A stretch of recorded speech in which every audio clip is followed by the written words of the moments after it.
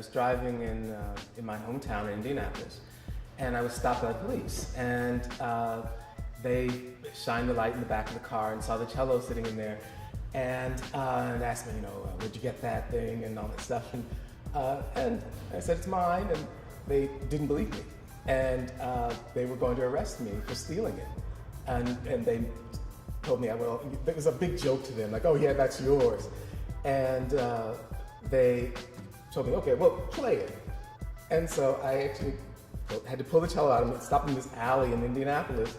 Had to pull the cello out and play for them, and and I played a little Bach, and they were like, they were like patting me on the back like it was the funniest thing. Oh, look at that, you can actually play, and it was like this big joke to them.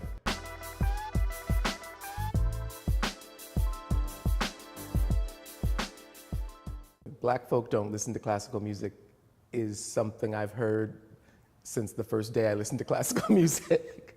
I would say that I myself grew up dancing ballet, so I definitely listen to classical music. And as you can tell from looking at me, I am definitely Black. Personally, I listen to classical music because it doesn't distract me when I'm trying to get work done. If I put on gospel, it's a wrap. I think that we typically gravitate toward music that has a lot more soul to it. We want something that our body can move to and like thump along with. And classical music is just, just kind of there. It's kind of nice. It's like study music, but you're just not finna be in your car chilling, listening to a classical track of anything. It's closed-minded not to listen to other types of music. That's insane to me. I think the barrier sometimes when we say classical, we're really saying European, because that's who we think of in terms of classical music. But I often think of classical music like Sun Ra or Phil Karan and the masters who are classical. Classical music, to me, is more about technicality than musicality. And it's more about like the theory of music and writing notes down and, old white men in gray wigs just sitting in a woodshed getting ink and writing notes and like, this will be the greatest measure of music ever. Classical music composers, can I name some? Bach, I don't know his full name. Mozart, Beethoven. Bach. Bach is a composer. Everybody knows like when you hear those, like the melodies, you don't know what they're called though. You're just like, I don't even know what that's called. Beethoven's fifth, I don't know, seventh. Well, you don't know either, see? Duke Ellington's Sentimental Mute, that's classical music.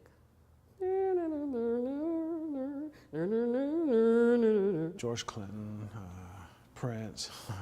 Contemporary ones, there's Adolphus Hailstork, there's just recently passed away, there's a great composer named Coleridge Taylor Perkinson. Miles Davis, John Coltrane, Cannonball Adderley. Nicki Minaj, Beyonce. Bob Marley, KRS-One, Eric B. and Rakim, Nas. Renee Baker is a fine local composer. There are a fair number of Black composers.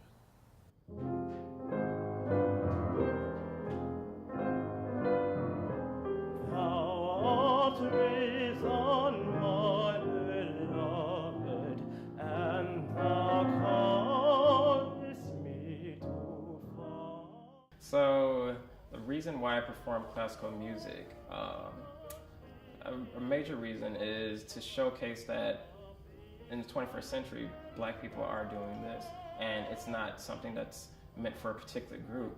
We can still see ourselves on the stage performing, whether it's conducting, singing, playing an instrument.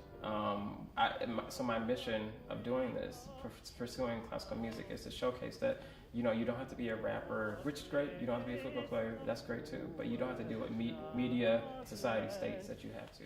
And the day that thou art seeking gives such rapture as the darkness, gives such rapture as the